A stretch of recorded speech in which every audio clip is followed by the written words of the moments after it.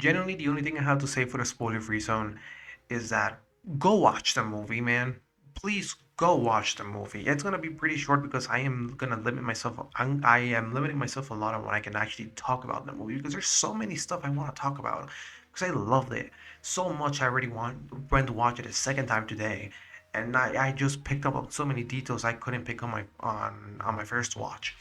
Generally, this is one of the best fucking anime films out there. It's legitimately amazing. Amazing. Covering an entire arc that even if you haven't watched Chainsaw Man, I think it still makes a good standalone movie. You're not going to understand certain parts of it, but I feel like these are very minor compared to the actual plot of the movie. So I feel like, as I said, as a standalone movie, it's fine. You don't. It's not a requirement to watch season one, though it's the recommended. It's recommended for you to watch season one. Highly recommended to watch season one, and just don't ask yourself about the entire style change. That's the only thing I'm gonna say. The animation, as many people has already said, but yeah, the animation fucking cooked. It excelled. It's one of Mappa's best animated works, man. Like it really is. They outdid themselves. There's so many styles that go with in this movie, mainly in the second half, that it's just pure unfiltered chaos. They seem to balance a lot of how they wanted to portray this entire scene, and I really loved how they did it. And like there was literally a hit after hit after hit after hit, no single fucking miss. It was beautiful to watch. A little audiovisual master, well, not audiovisual, it was a visual masterpiece, man. It really was, man. It was a treat to the eye. It was eye candy for us anime fans. It really was. The OST was fucking amazing. I loved it. I can't really talk about much about it without going to spoiler territory zone. So I'll keep my commentary with it being fucking amazing. The voice acting, I can't really say much about the dub because I watched the Spanish dub and it's vastly different to the English dub, as far as I know. But Japanese, the original, the original voices, amazing, beautiful. Like you can tell the emotions behind it. Like I think the biggest highlight for this movie is Reze herself, Reze herself. I don't know how to spell her name. I'm stupid. Like not only is she visually amazing, not only is pretty much every single scene with her fucking a cinematic fucking thing to watch.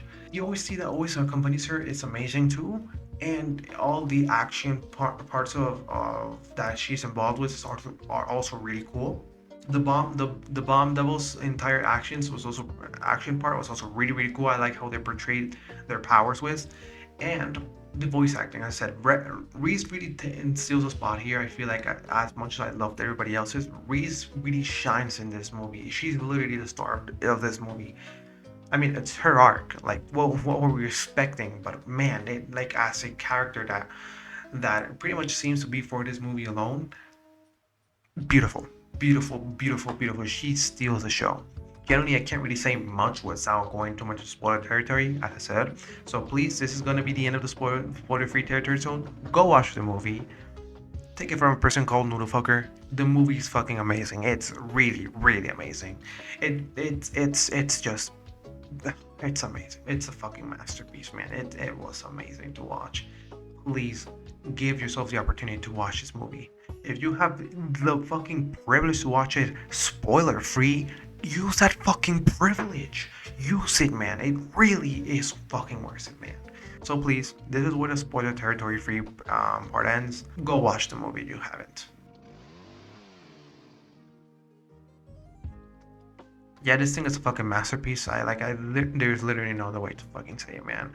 As I said, Reese really takes this fucking spotlight. Her voice actor is fucking amazing, and pretty much every single scene she's in is it's amazing. It's amazing. Or the pool scene, like I think my biggest highlight is the pool scene. A fucking cinematic fucking masterpiece on that pool scene out of nowhere, man.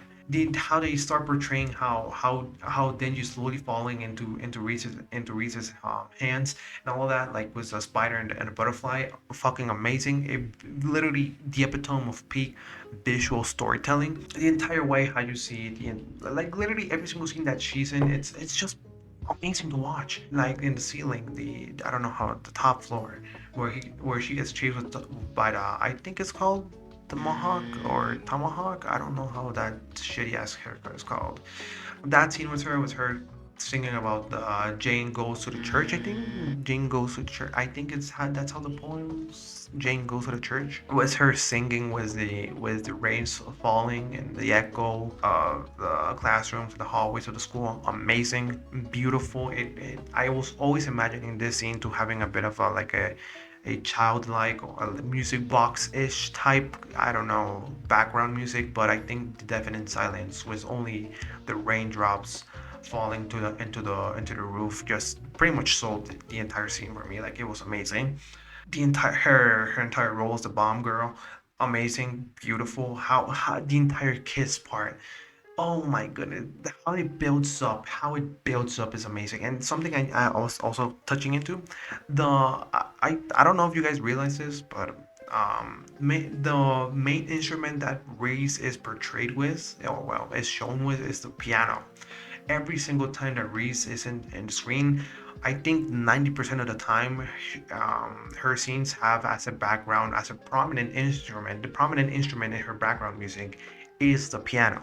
Both the opening and the ending of this movie also have the piano as a main instrument. Though Iris Out is more chaotic than Jane Doe. Every single time that she's shown with in the pool scene, for example, is a great example of that. That the piano is just there in the scene. It's literally like the most prominent instrument there, and I couldn't help but just assimilate both of them together. And by first watch and then my second watch, I mean I think this is especially true in the last scene with Reese, in the ending part where this piano is slowly transitions out of the song. Like it's just slower, it's more softer, everything like if it's literally losing its power, its life pretty much. Like I think there's no other way to really describe that way. It really just like you can't help but legitimately. Oh man, I don't know. Because oh my goodness, there's so many things in this movie, man. Like you can tell the people that worked behind this really loved movies. I mean, Tatsuki Fujimoto himself is a really big fan of movies. So, and then like going back to the entire piano example as well, the kiss scene, you know, when Reese bites off Denji's tongue, the way the piano slowly transitions into that more I don't know, synth wave, I don't know, like synth wave instrument type of thing that you start distorting with the piano.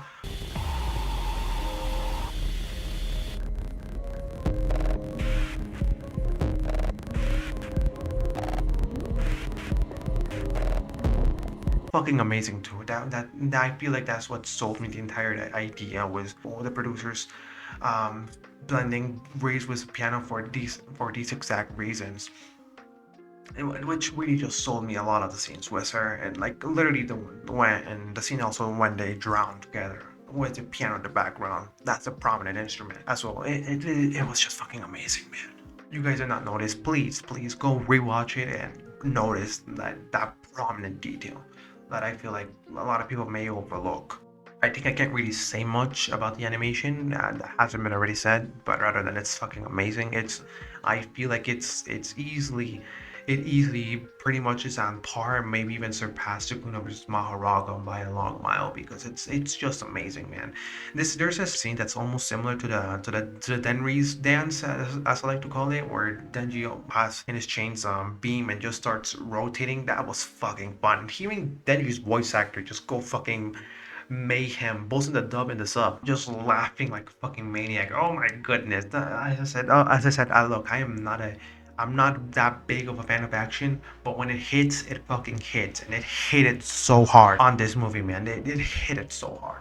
Like this shot where the Typhoon Devil was almost like kind of introduced into their POV of the Typhoon Devil looking for Denji. Oh, that was also so cool too, man. Like, oh my goodness. I think my visually, the best one was Denbeam versus Typhoon, because it just looked beautiful, man. And As I've said, most of these action scenes may have not worked without the first part, and I stand with this that I feel like a lot of people may feel like the entire first part is kind of slow because once we reach the entire action-packed scenes, it just goes really just goes everywhere. Like it picks up pace out of nowhere. It goes into chainsaw man pace, as I like to call it. Like it just fast, fast, fast, fast, fast. Like it's a snowball that keeps on getting bigger and bigger and bigger and bigger and bigger and bigger and bigger as it rolls down until we reach the climax where it fucking explodes into some fucking fireworks or something like that. You know, it's just amazing. The OST, as we said, as I said, the entire example was a piano. I'm gonna leave that aside because I think it's just me being excuso as well. I really loved it. As I said, I can tell it was from the person that was in charge of season one's OST as well. The voice acting, as I said, and like the voice acting is what also sold me a lot within Reze's character within the movie because a lot of the times you can feel that it's fake, and I'm not saying that like it's bad acting. I'm saying like the character, like it makes itself, it blends itself too much with what the character is actually doing. As Reese said, but it's left up to interpretation that she did or did not mean that most of her acts towards Denji were faked, and you can definitely hear that within Reese's voice acting, at least in the Japanese dub, that she fakes a lot of what she does, man. Like since the first encounter at the cafe, like you can tell that she forcefully laughs at a lot of her jokes, and yeah, you can feel her fakeness in this entire relationship. But at the same time, you can feel the genuine emotions at times where she's not saying stuff just for the mission to convince Denji to come with her. No, that like, you can feel like she's actually meaning it. For example, with her saying that no kid at 16 years of age should be fighting devils and all of that. You can feel that she genuinely means that. It's not her trying to convince Denji to come with her or just planting the seed of doubt was in Denji. She genuinely means that. At the same time, with the final voice acting with Reze, like when she gets defeated by Makima, you can also feel the power, the sadness with Rize's voice. Like you can genuinely hear her regret, and like it's something that you can't really appreciate within still images. Like it's something that obviously the movie is only be able to do, and it does it fucking masterfully, visually and voice acting wise. It just hits balls on the mark. The voice actor for Reese did an amazing job, and as I said, Reese stole the spotlight, and for these exact reasons, like it's literally her movie, and it's beautiful to watch. It's really just beautiful to watch. There's also the scene with the tomahawk guy. You know, I really don't know how to fucking haircut is called.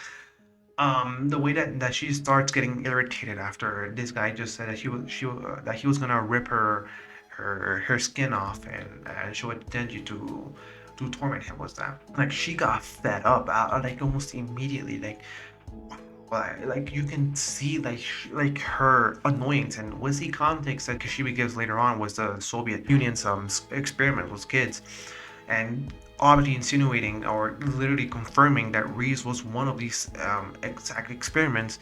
Like it kind of leads into interpretation that either she got annoyed that she was going to be used as leverage for Denji, or she was actually reminded of something that happened to her.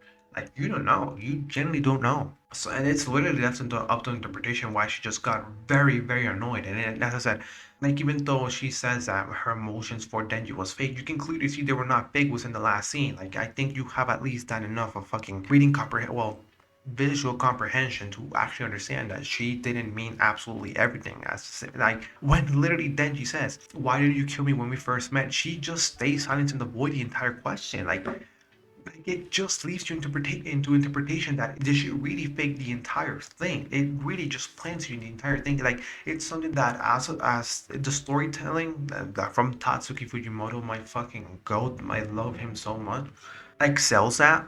But I feel like also the emotion, the voice actings, the how you see them in animation, like it just sells the idea further. It really is amazing, and pretty much everything else as well as fucking amazing. The entire Aki Angel interaction was also really cool. It really pains me. It really pains me. Like, man, I'm not gonna say anything.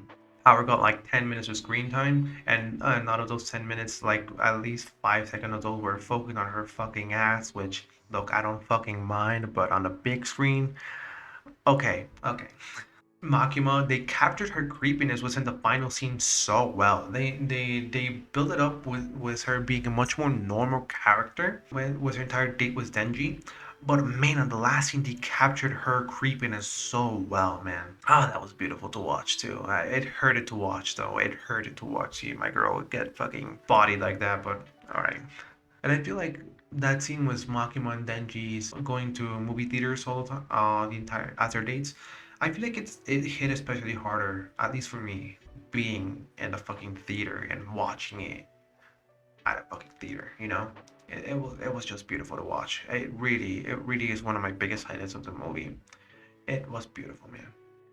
So yeah, that's pretty much everything I have to say. I obviously have a lot more to say, but I feel like everything else has already been said, and I just wanted to take my little take into it, just appreciating a lot of the actual, like outside of the animation, because I think that's possibly the biggest praise a lot of people give. I wanted to give a bit more within the how they compose a lot of these scenes together, and just showing a lot of these characters within so little time, like an hour 40.